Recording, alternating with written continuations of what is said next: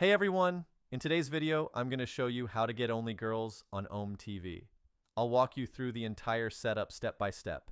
So even if you're just starting out, you'll be able to download everything in minutes. I've tested this myself, and it works perfectly. Before we dive into the installation, there are a couple of quick settings we need to check to make sure everything works smoothly.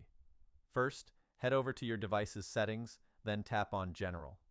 From there, go to Background App Refresh, and make sure it's set to either Wi-Fi or Wi-Fi and mobile data. This will ensure the app can run properly in the background. Next, go back to the main settings screen and tap on Battery. Make sure Low Power Mode is turned off. This is important because it can interfere with how the app functions. Once you've taken care of these two quick adjustments, you're all set to move on to the installation.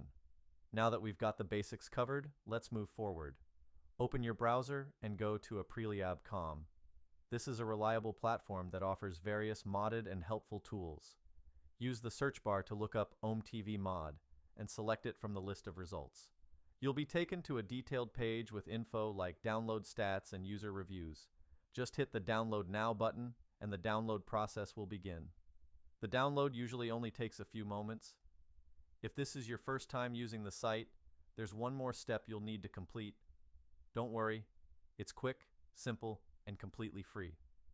You'll be redirected to a verification page where you'll be asked to install a few free apps from the App Store or Play Store. There will be a clear tutorial showing you exactly what to do. Once the verification is complete, the installation will start automatically. In my case, the setup finished without any issues, and as you can see, the app is now fully installed and ready to use. And that's it. Thanks so much for sticking around until the end. If this helped you out and everything's working fine, don't forget to give the video a thumbs up and subscribe to the channel for more useful guides like this. Got questions or ran into a problem?